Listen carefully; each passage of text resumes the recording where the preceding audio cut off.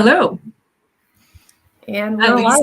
Alisa, Hi, and everyone. everyone who's watching. Is anyone watching?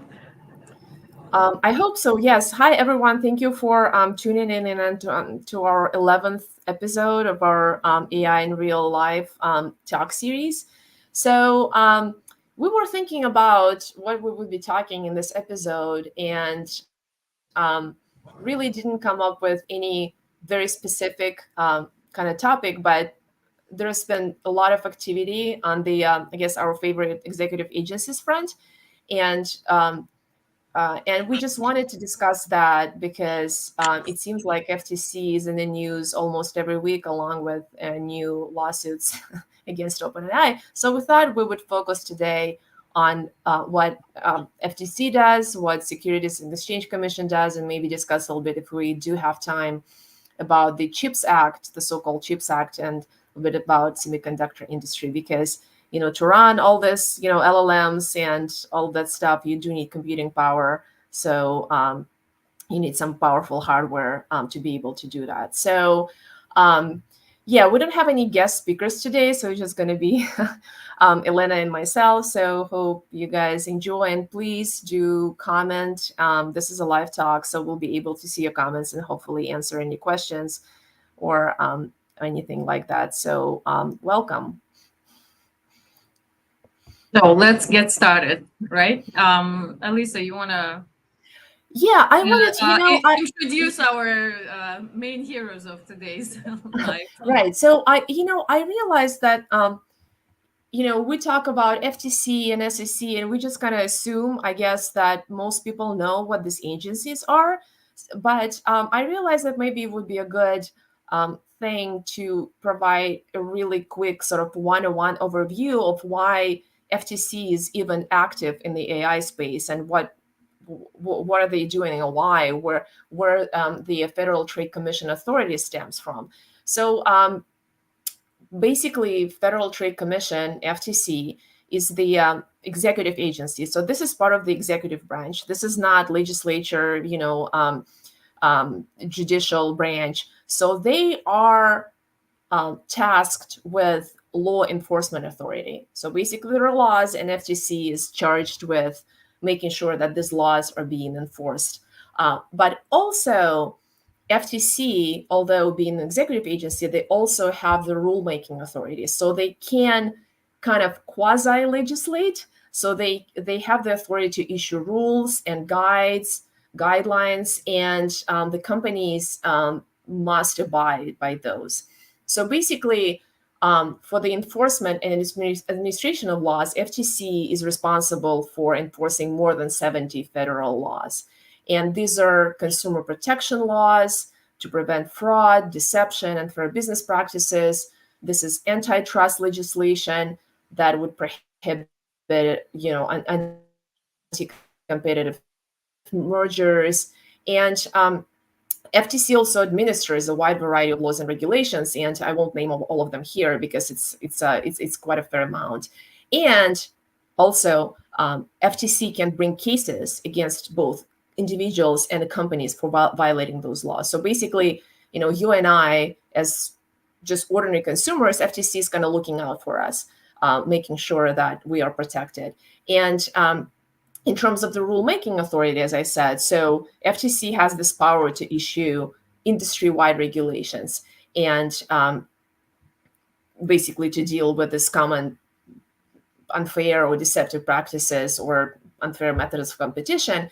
And FTC rules are available in the Code of Federal Regulations. So, and yeah, I just wanted to give this overview so that our audiences understand why FTC has been in the news almost every couple of weeks, just making these moves in the AI space, and so that it's kind of clear where this authority comes from. And also, just to mention retroactively, the presidential executive order, as we know, was issued in October 2023, that also gave FTC, among all the other list of all the other executive agencies, they gave the executive order gave the FTC the authority to go out and just kind of do all those things in the AI space. So now that's the general overview, and just to some of the recent developments in the FTC and the AI regulation space.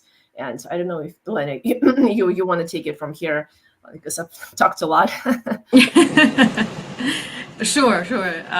So let's get started with the latest and greatest from the FTC. And by that, I mean warnings and actions that have been taken by the Commission. Everything's very interesting. So I'm just going to go, I think, backwards, timeline wise.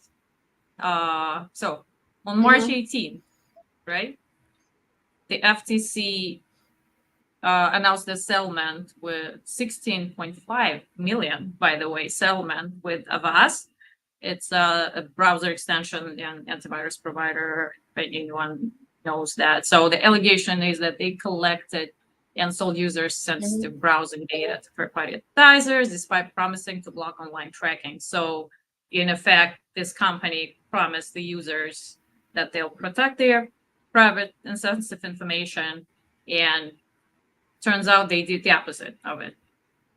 Very fun, very interesting, but not, unfortunately, not novel, right? So, and the claims were that the information provided was not re-identifiable. Basically, everything was safe and secure, which in fact was a lie, and people got busted for it. I'm sorry, my language. So the settlement bans, the FTC's settlement with the FTC bans us from selling or disclosing browsing data for advertising without affirmative express consent from the users, and it requires data deletion. I mean, these are all standard practices, I would say, under the GDPR, right? Kind of, it's just common sense at this point.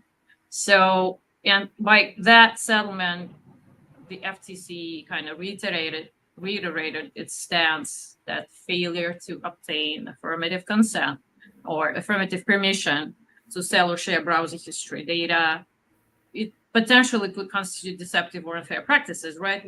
Which is essentially the FTC's domain. Again, very interesting. The FTC is kind of moving in different multiple directions at the same time, and has its eyes on the prize, so to speak. All companies, nobody's safe, and that's So a positive. That's a positive. What do you think? I mean, yeah. So prohibiting the sale of free identifiable browsing information. Why should people even care about this? It's like, what's the? Because I know that we're so used to using all of these tools and all of that. So why should we even be concerned, just like an average consumer, about this? I'm just kind of thinking out loud of the like real life implications of this. So what's the danger, you think, in having people to be re-identified through their browsing information? Is it like targeted ads that I want to see? Does it have to do more? Is FTC maybe more concerned with people's, I don't know, maybe like personal safety, maybe or things like that? Yeah. So, yeah. Well, in that instance, right? By that I mean the Avast case, the private and sensitive information involved browsing history data, but basically what were people looking for online, right? Health, religious, some political websites, right? Child focused website, dating website, essentially all the information you can obtain and make endless inferences, right, from that information, which in fact kind of, it gives you, in a sense, pretty much everything you need to know about a person. And yeah, coming back to your question about the targeted ads, for sure, plus a lot of different stuff, right? Tracking people, you can pretty much make an inference, so where the person's gonna end up being, or where the person is going, the location, obviously the sex, political inclinations, and stuff like that. So pretty much serious stuff, and I'm glad people start to take it seriously. Yeah, it also feels like when this is in the news, maybe people start paying more attention to what they're doing online.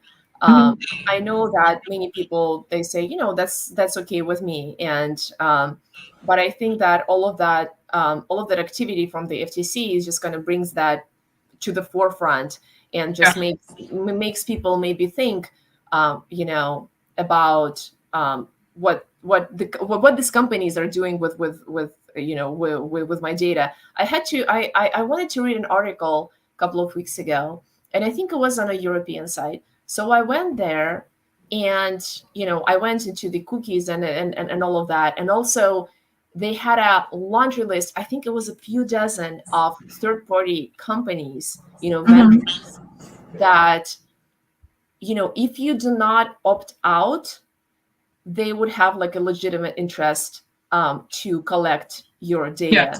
So as you said, it kind of has this GDPR, general privacy regulation kind of a aspect as well. But I actually went through, because I wanted, as a consumer, as a reader, I wanted to go and have that experience to actually opt out of all these third-party vendors that would have access to my information potentially that will be sold. And it took me, I don't know, it took me at least a few minutes, and that was a little painful to just go through that list of all these companies. But what I'm saying is that it's very interesting, because to me when I'm reading this in the news, to me it just kind of raises a flag, and I start paying more attention to those things.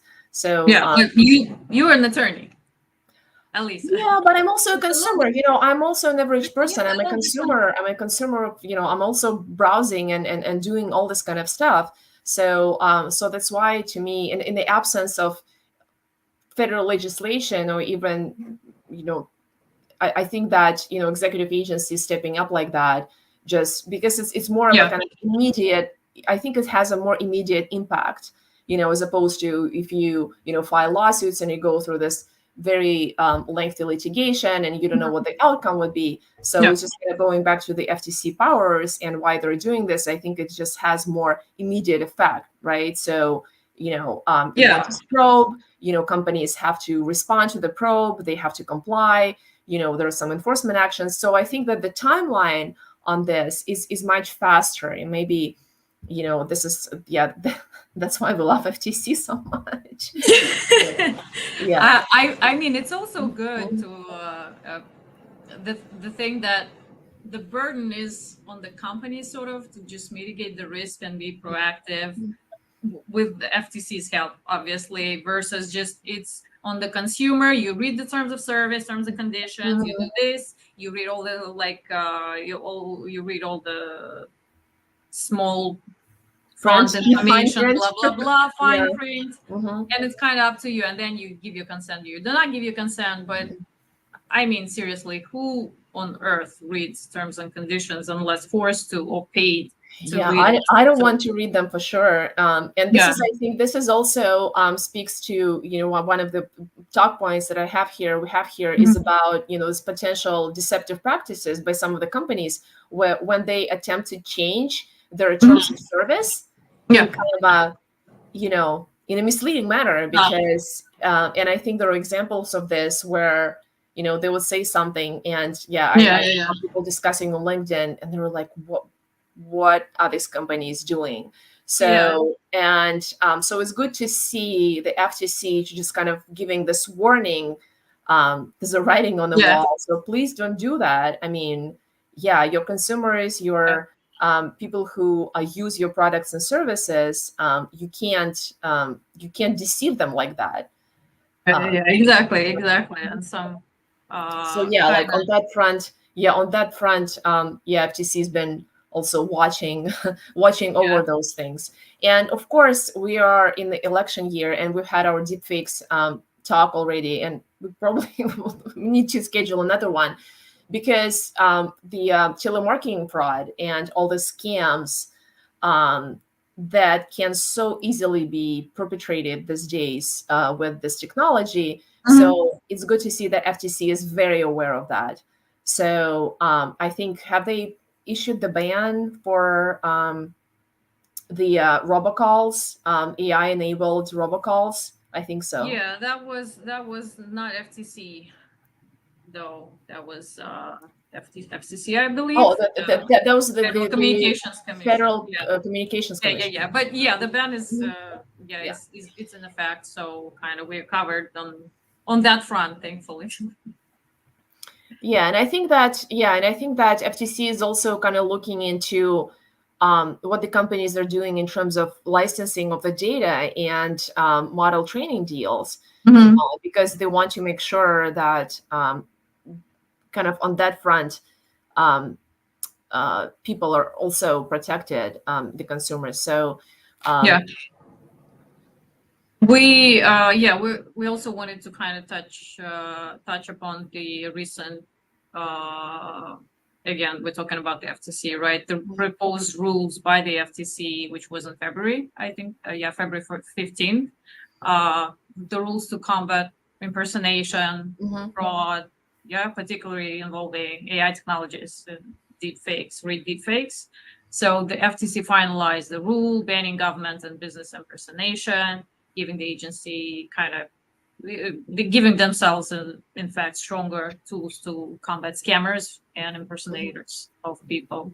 So that's good. And they also, as I like the fact that they are constantly seeking public comments and kind of the input from the public, because obviously this technology affects people in their everyday life, every day, in and out. And it's good that they're staying grounded in this regard. So it's nice that they're staying on top of things. But yeah, I mean, it's been a crazy few months, and we're only in April, right? I mean, already in April. I don't know how are we gonna look at that. So you want to talk about a little bit about the FTC Tech Summit on AI that took place in yeah, yeah, February sure, briefly? yeah, and Mhm. that's our next kind of subtopic that I guess we wanted to bring up. And yeah, if you want to cover that a little bit, there are Mhm. like three layer approach, right? I think that's what they're coming up with. That's what they're looking for, and I think this is pretty logical to look at the problem this way. So yeah, like from the technological standpoint, I mean, how the systems work. I mean, what they are comprised of, right? So when we're talking about AI system, what's in there, and I think they are trying to address that. Yeah, if you want to talk about the Tech Summit agenda a little bit. Yeah. So the summit was just a blockbuster for me because I was literally glued to the computer, at least like for the first two panels. It was really fascinating. The summit took place on January 25th, and there were essentially three panels. The whole summit was focused on consumer protection and AI competition. So the three panels were focused on hardware and infrastructure. Kind of that was the first panel subject. We're talking semiconductor chips, cloud computing, stuff like that.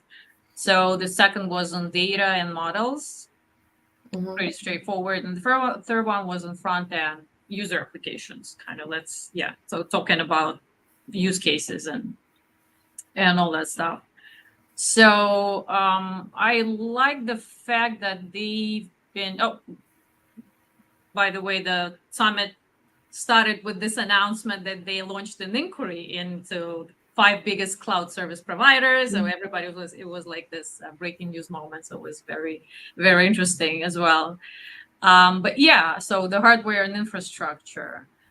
Um, the main kind of theme that went throughout this first panel was that the last thing we need is this concentration of power, right? When it Mhm. comes to AI chip making, Interesting. GPUs, Yeah, we'll get to cloud that. computing, yeah, Mhm. cloud computing as this concentrated power. We have a few companies, right? Big tech companies that are the main providers. Basically, you can just kind of One ring to five rule them fingers on all. my hand that you Yeah, cannot got yeah. all. Just Uh, channeling the Lord of the Rings. Right. yes, yes, Yeah. yes. By Yeah. the way, good Hmm. analogy. Yeah. So it kind of, by the looks of things, it's like it's the same situation, right? One company to rule them all, which Mhm. in this case everybody knows would be Nvidia as of today. But kind Mhm. of things are starting to move in a different direction. So, but we'll get back to this. We'll talk about this later. So yeah, the panel discussions were kind of just highlighted the main concerns of the FTC. So it's lack of competition. Obviously, the cheap and cloud providers are these few dominant companies, deceptive AI marketing claims, potential moves to regulate AI through data privacy laws, and the need to kind of this upfront, right? Upfront risk regulation. So you need to be proactive with your policies and just looking from that angle and that aspect. So I think it's a good approach. But overall, yeah, a lot of information covered, and it's going to be interesting to see where it's going to go from here. So it's already been a few months. So I haven't followed up as far as these five cloud compute providers, because I think they had like 45 days to respond to the Mhm. inquiry. So I'm not sure I followed and what happened after, but yeah, kind of I need to check. I think.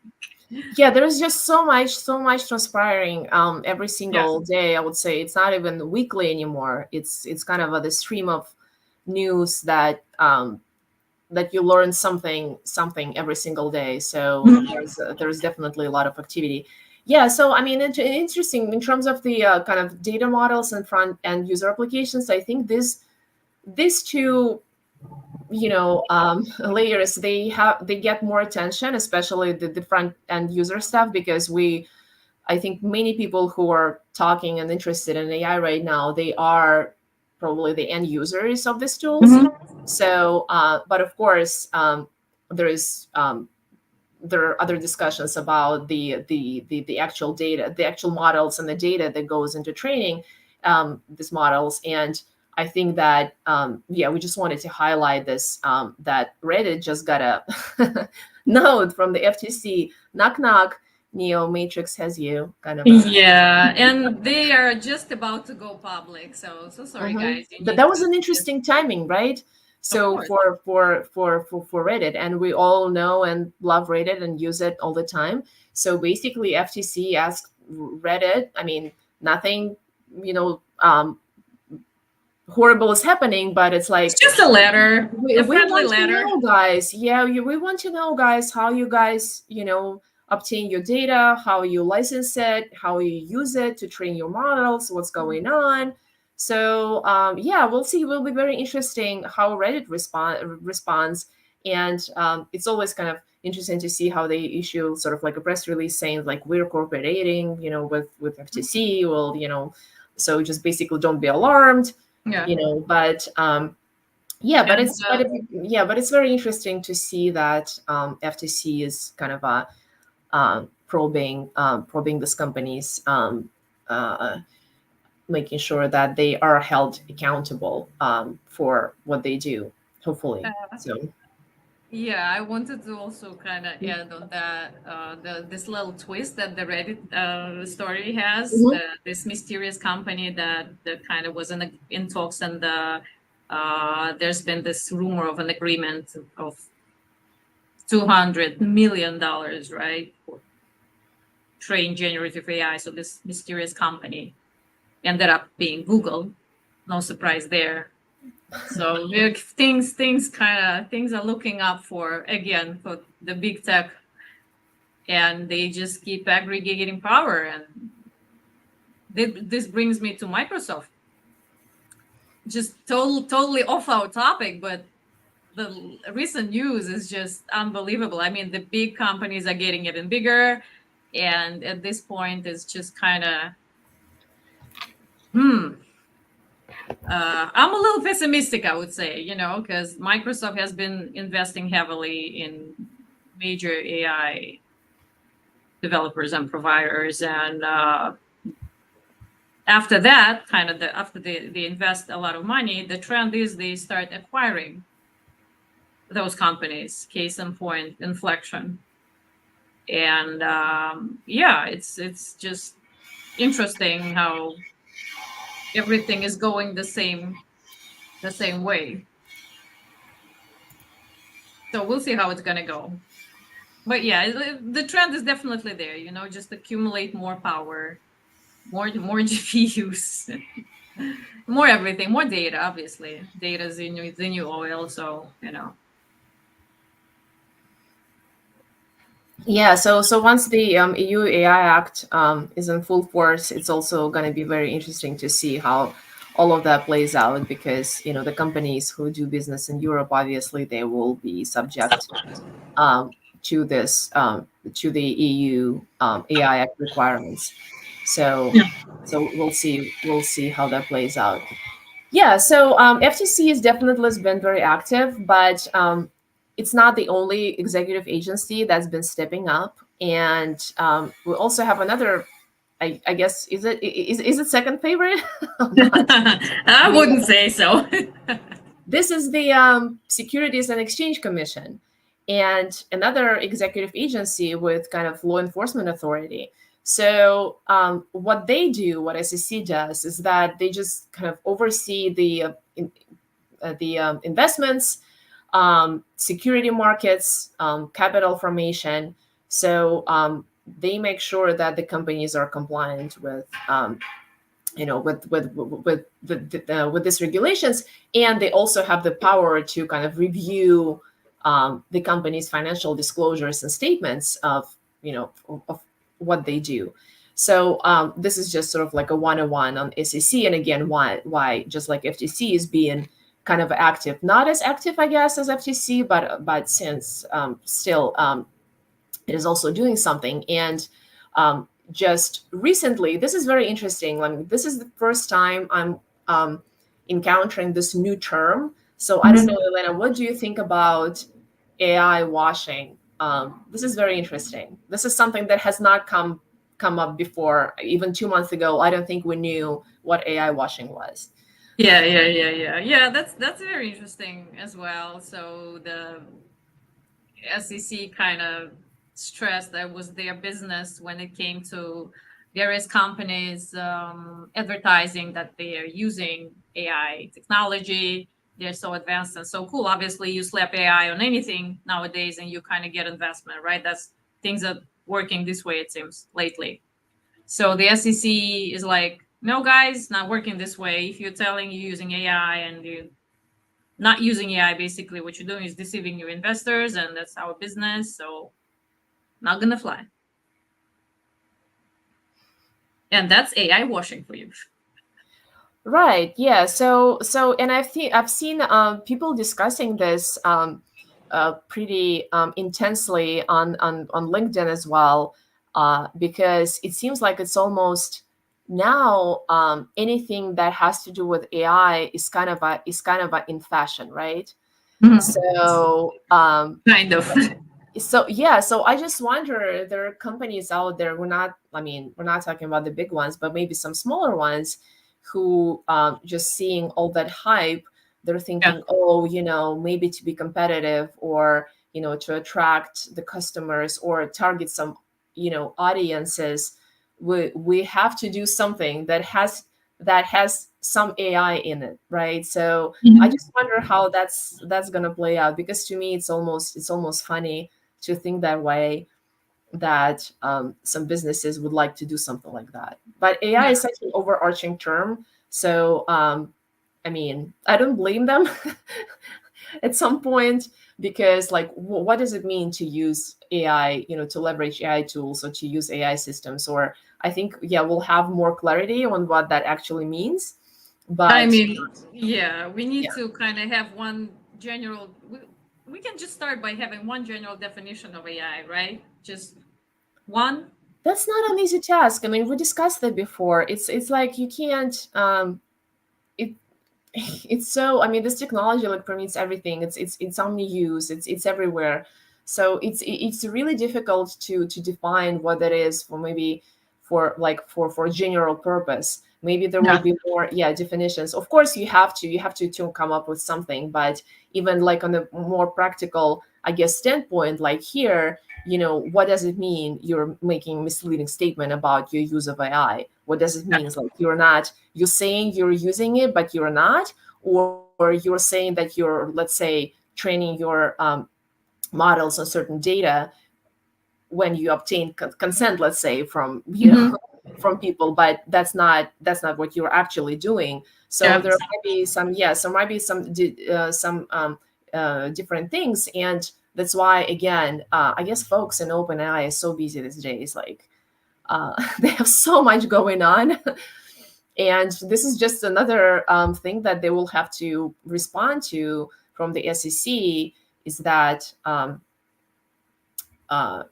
there might be some misleading information um, by investors when it comes to OpenAI, Yeah. um, and so we'll see how that plays out. This is very recent as well. So Yeah, yeah, yeah. So the SEC actually launched a probe into their potential, yeah, OpenAI's potentially misleading the investors, and yeah, essentially transparency, accuracy in your AI claims, guys, stuff like that. The SEC is not joking around.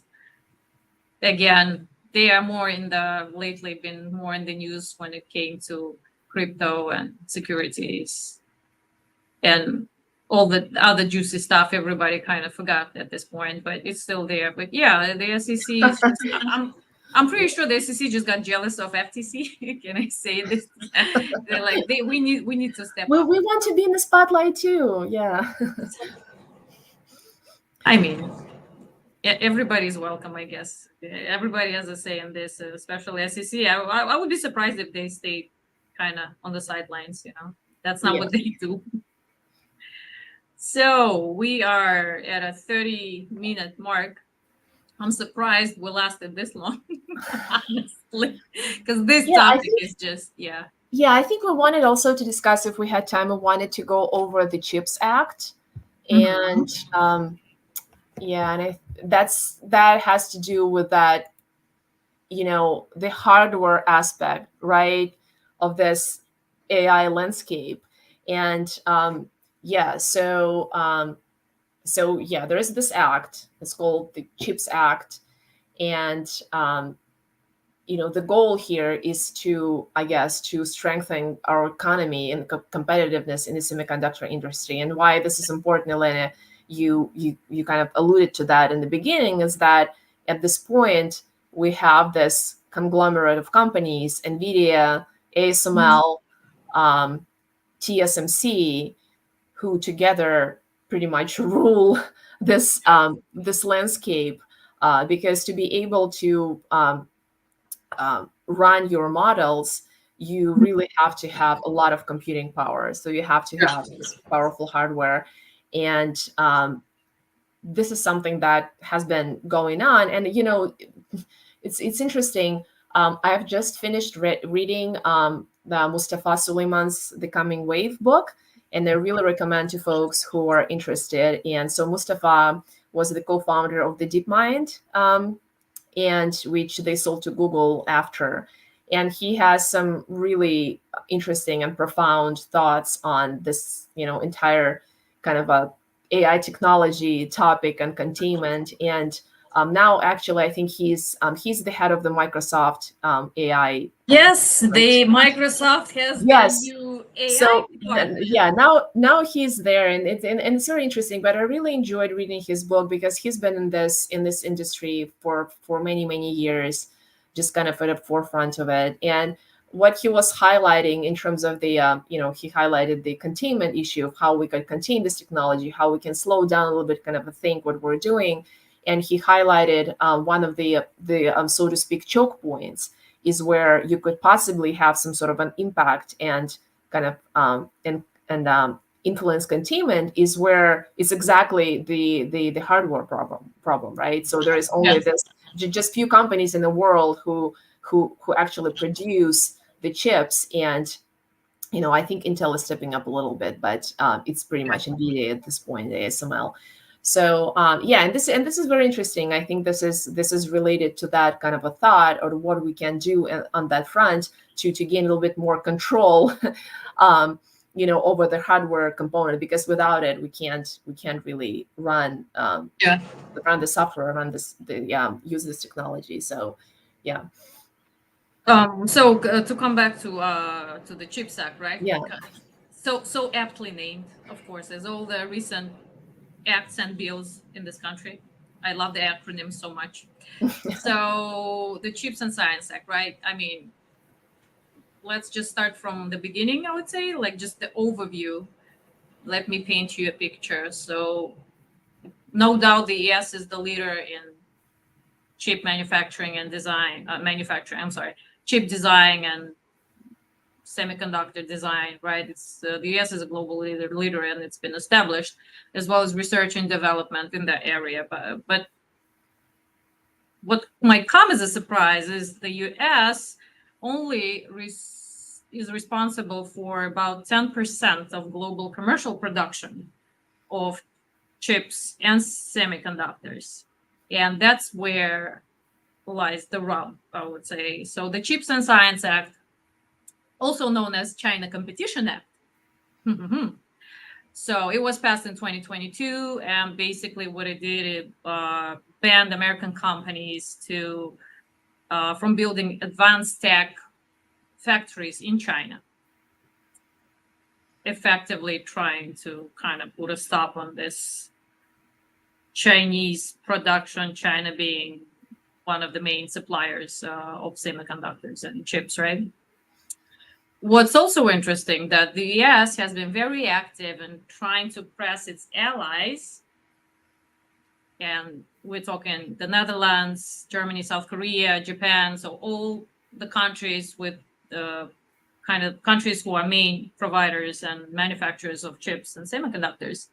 So the US has been pressuring these countries into tightening restrictions on China's access to semiconductor technology, right? And it's a tough world out there, and the competition, U.S. China competition, when it comes to chips, it's been, yeah, it's the one to watch. I think, even especially when we're talking about AI and emerging technologies going forward. Obviously, the hardware is going to be essential.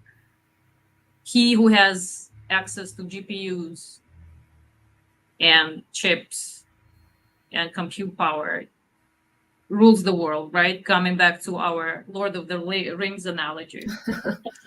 That's right. So what I really liked while doing this research on the Chips and Science Act, right? So kind of, as always, I'm just digging deep and deep, sometimes too deep.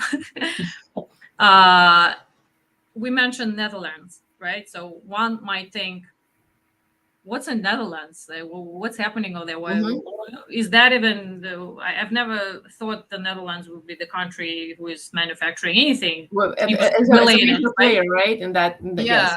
Hmm. but yeah, you might be surprised, but the Netherlands is the home and the country where this company that's called Advanced Semiconductor Materials Lithography, ASML. That's what I aka said. ASML. Yeah, that's Yes, what I'm saying. that's it. I'm leading up to this, Hmm. which is currently, pay attention, the sole provider of Hmm. extreme ultraviolet lithography Yep. systems, Yes. otherwise known EUV systems, right? And they are crucial for producing most advanced chips with smaller feature sizes. So the smaller, the better, obviously, as well as Canon, Nikon. So these three companies, they are sort of at the forefront of developing and producing these advanced lithography tools. And this is interesting also because US pressuring ASML to restrict China's access Hmm. to the tools and to the technology. I mean, talk about all tools are useful in this case, right? What's also interesting is that the Chips and Science Act obviously is a part of this is this Chips for America initiative, right? It was a part of President Biden's economic plan to invest in America and kind of stimulate private investment, create job creation. Let's get our semiconductor industry back on track, so to speak, right? So this Chips for America initiative, it includes Chips Program Office, which is responsible for manufacturing incentives and as well as maintaining the Chips Research and Development Office.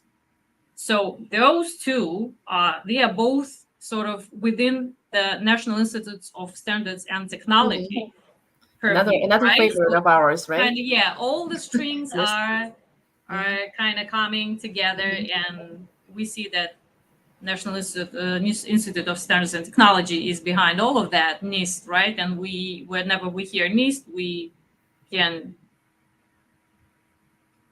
think of only, at least I can think of only one thing, at least lately, is NIST AI risk management Yeah. framework, right? Framework, their So framework everybody's talking yes, about, yeah, these days, because they, yes, I think they are providing some practical advice on this matter, because it's hmm still very esoteric and no one really knows what to do. So NIST yeah, is just kind of stepping up again. Also, um, yeah, based on the executive order that it's been 6 months now. So yeah, NIST has also been active in that area. yeah. No, 100%. Mhm. Talking about being at the forefront, right? The Mhm. NIST published their AI risk management framework in 2023.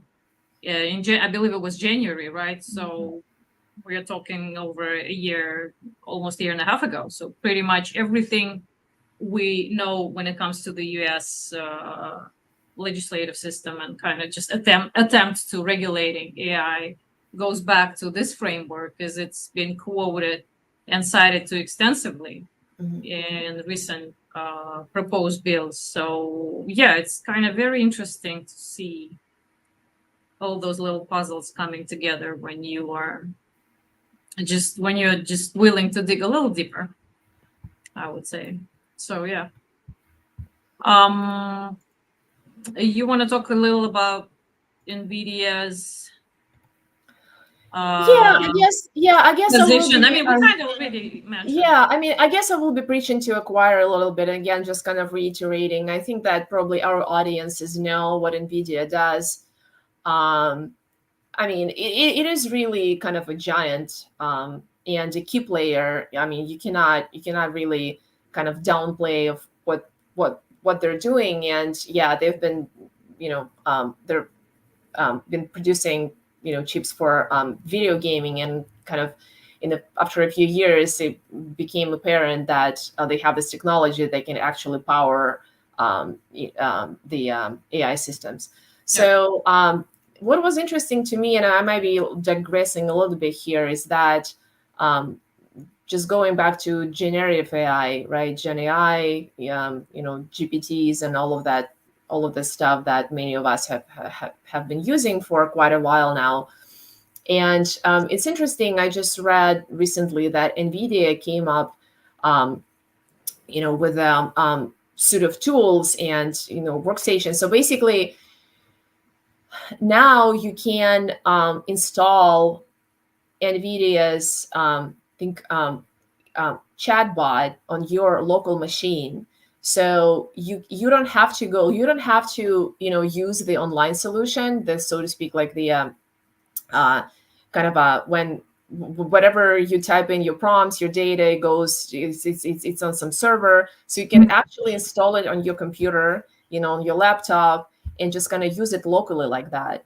They call it the kind of on premises solution. So basically, whatever. And I think this is relevant for professions where, like, for legal professions, maybe financial analysts, people who have certain responsibility to their clients and to their customers for um, confidentiality and things like that. So you're using those tools and they're just on your local machine. So the tool, I mean, it will train on your data that is local. So it doesn't, I mean, your data doesn't go anywhere. So, and this is something very interesting to me as a legal professional. I think it's kind of a more kind of a secure solution like that. So, as opposed to, other solutions that might be problematic when you're copying and pasting some proprietary, confidential information, God forbid, or things like that into ChatGPT, which is where you have an account, Yeah.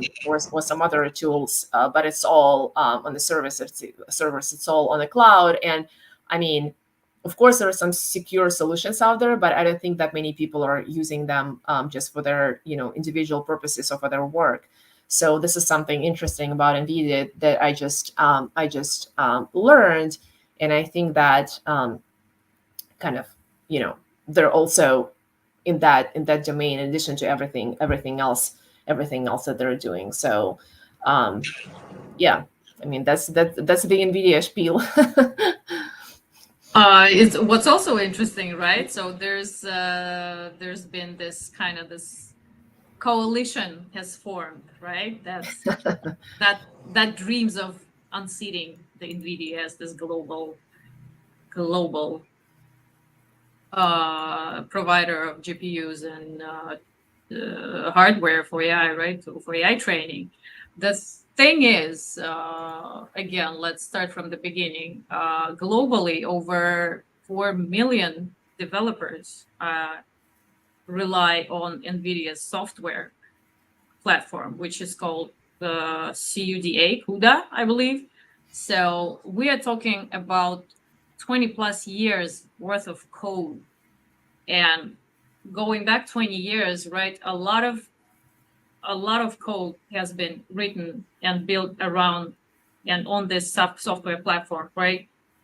And it's going to be very hard for the incumbents, so to speak, to unseat NVIDIA. But there's been already there's been talk. I believe it's Google, Intel, and Qualcomm. So they've been in talks to kind of start this open source project where they'll develop software and tools that will be working and they'll run on any machine, regardless of what chip and hardware powers it, right? So that's kind of that's the assumption, is that they'll can somehow chip away at NVIDIA's control and just take some of that control back, I think. Well, again, it's going to be interesting, definitely interesting space to kind of do a deep dive in.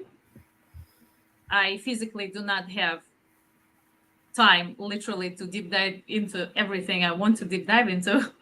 But semiconductors is one of my favorite topics as of since last week, I believe, because it's very fascinating. I don't know. Yeah, I know it's kind of a mind-boggling to me. Also, again, going back to Mustafa Suleiman's book, The Coming Wave. Yeah, that's kind of it's been on my mind.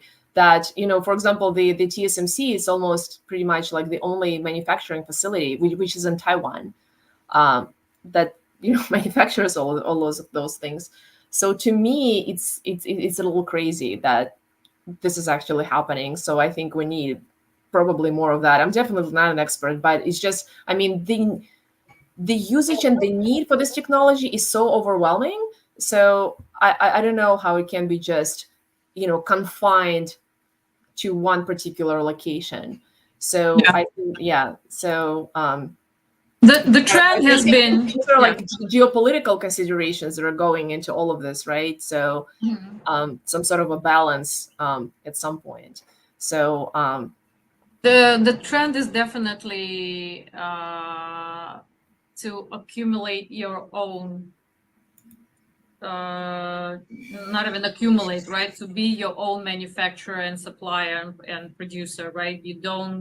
Nobody wants to rely on someone else for GPUs anymore, right? So you kind of doing everything in-house. So it's gonna be interesting again to watch the space. And I just recently read the news from the South Korean memory chip company, SK Hynix, right? And they were very optimistic in terms of the demand from these companies in terms of high bandwidth memory chips, right? So the demand is going to be there, and definitely a lot of companies are trying to figure out how can they sort of lay their hands on this uh, technology in terms of how can you lay the infrastructure, right? How you can have access to the compute power, because obviously it's the one thing the AI systems and AI models we know today uh, basically they stand on. So yeah, definitely, it's a very interesting topic. Yeah, I think that's a good segue to our kind of a next, I guess, kind of general observation, right? So how that's gonna affect people in the United States in terms of the jobs and the job market and what's going to be happening. Um, I think that after the executive order was issued, the presidential administration launched this website. It's like AI.gov, I think. So where they post now all kinds of jobs within the government that has to deal with, you know, anything AI again. So it's going to be interesting. I mean, I would love to see kind of the incentives for more jobs creation in the United States in that kind of in that area, and maybe also kind of like younger people getting their engineering degrees, and just kind of moving into that direction.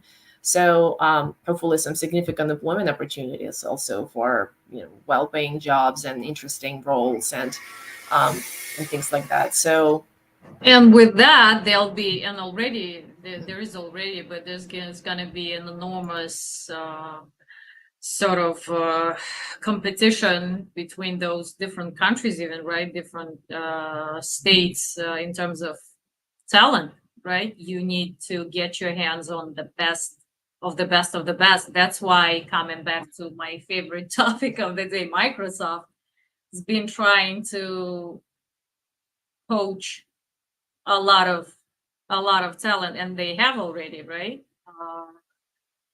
Two top executive from Inflection are already a part of the new AI division in Microsoft, and it's going to be very interesting. It's going to be very interesting how far Microsoft will manage to go on their power accumulating journey. And also, since we're talking about the recent news, right? Did you hear about the Stability CEO who has resigned? And the Stability AI statement has that been he in made, this turmoil recently. So I mean, what's so what's hard what's, to what's miss, happening? a lot of Hmm. stuff, right? So yeah, he resigned last week, I believe, or Monday even. Hmm. And in his statement, he sort of alluded to I'm gonna be pursuing decentralized AI, right? Hmm. Again, highlighting the topic, the main theme of our discussion, this centralization of power, right? Centralization and accumulation of power by the few big tech companies that we have. And that also was the main theme in Lena Khan's, the FTC's chairman. Back to Uh, square one. yeah, kind of a Or yeah, yeah. full circle, right? In her Hmm. recent Hmm. speech, and it was the article came out later. That was the main theme there as well, right? That this accumulation of power is not going to work out well for anyone. It impedes innovation and it weakens the country, and we are we have to avoid that at all costs, because otherwise, like this the you don't put all of your eggs in one basket analogy, right? That's exactly what's kind of happening today with this big tech company. So very Very interesting to watch this space again. I'm not gonna get tired of repeating that, but please get your hands on as much information as you can and just try not to go crazy in the process while you try to keep up. Just a piece of advice from a person who is trying to, keep her sanity every day, trying to Yeah, do that's this true. video. Yeah, that's true. It's just a number of the just amount of resources that are accessible. I think they're really great, webinars and just kind of Mhm. um, list of articles and books out there that Yeah. you can read in addition to everything else that's just being in the news. But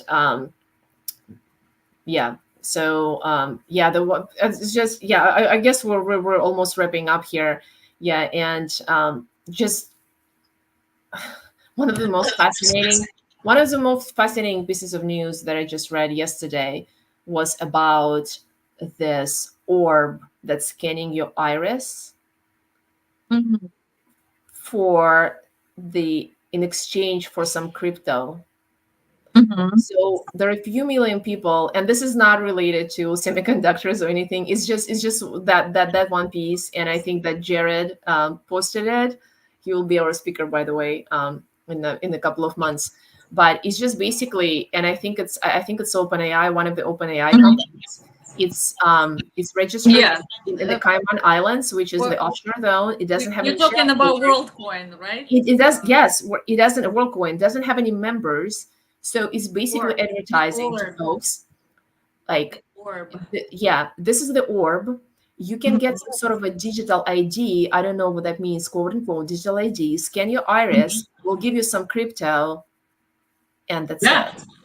done deal, right? Sounds Which so is easy. bonkers. Just go Sorry. and do it. And It's then like, please don't do that. Maybe. Or the maybe like stop and think who you're giving your like biometric information to. uh, So, I mean, this the is not legal orb. advice, but it's just Yeah, it's just like a it's humanly just advice common. from It's just another common human, knowledge, right? yeah, from another consumer who would never give my iris to some mysterious orb for some Uh, company that who knows where. So the thing is, the orb has been out there for a while, and they've, it I seems to believe, be people I are I buying believe orb. they've been already banned in a few countries. They were Yeah, trying, now and they were Portugal hard to has banned take them, right? Yeah. biometrical information on all the Mhm. people, and obviously there are tons of people who found this as an excellent opportunity to Make some money out of fraud, it. right? Of course. So basically, it's selling and reselling private information that might be even not yours, right? You're just buying stuff on the dark net, and there are a lot of dark places your information can end up on. So not advisable. Do not scan your irises, please. Yeah, I mean, FTC hasn't And said anything about this one just yet. So, but we will see. Maybe they will get to this. I mean, it's really it's really disconcerting to me. It's like yeah, I mean, I understand why people would do this, uh, Mhm. but I mean, I wouldn't. I mean, I would not personally. I personally would not do this. So Mhm. it's just too. I mean, it goes even beyond. Like we're just discussing the FTC's, um, concern with re-identifying people through their browsing information, web browsing. Mhm. Yeah. But goes way beyond that. This is your biometrics. This is like Minority Report or like Vanilla Sky. It's like I'm such a movies lover, so I always come up with these analogies. It's like Yeah. this is really serious. So And sorry for the digression, but this is this is just something that I've been thinking about since yesterday, and yeah. I just wanted to highlight that if there are still people who are listening to us at the at the end of the hour, be on the lookout for things like that, and just kind I of maybe pause and think for a little bit, or maybe talk to your friends or somebody before you do something yeah. like this. So And I just googled where was it banned, what country. So, and as of March 6th, it was also banned in Spain as yeah, well. Yeah, So I'm not surprised. I mean, European data protection authorities, I mean, they are on the lookout for those things, right? So, I'm but surprised it even got there. If it even mhm. got out there on their market and just yeah. But it's Well, good that they it's good that they banned it, I guess, because that's pretty much the only option at this point. Because there are a lot of people out there who are vulnerable, mhm. people somebody might need just some money and people are willing to do anything. And precisely the I would say the countries that were targeted, they were, you know, some of them were not the developed countries that we usually are talking about when it comes to the technology. So yeah, it's unfortunate. Yeah. So let's wrap it up. Yeah, on that optimistic note, yeah, we're Always. trying to cover the recent FTC, SEC, and some of the semiconductor market news. But yeah, next time, Elena, you were talking a lot about Microsoft today. So next time, folks, we'll have somebody from Microsoft, hopefully, in a couple of weeks It to hasn't talk to been us, confirmed. This has, to right? educate us, and to to discuss AI strategy, I think. So I won't give away any more of that secret sauce. So we'll reconvene in a couple of weeks, and we'll announce on LinkedIn as usual for our next event. And hopefully you enjoyed this. I didn't see any comments today, so but Probably nobody watched this, so it's okay. yeah. Well, hopefully if someone did watch, No, that's a good just thing. The pressure is off. Nobody's there, so we're yeah. just talking to each other. It's nice. I love it. Yeah. I like it more. Don't watch us. Yeah, so I mean, if anyone did watch, so you can still comment on YouTube, and yeah, let us know if there are anything interesting that you would like to cover. We also would like to welcome our audiences to suggest the topics for our talks, because we do have our speakers lined up until the end of June, I believe, already.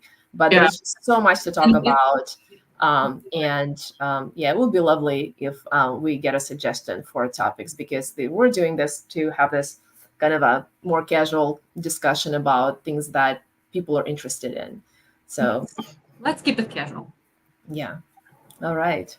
Okay, it was nice as always. I kind of like that. I like this. There's just me and you, out there in the Like moment. it all started in the beginning when just Yeah, the two of us.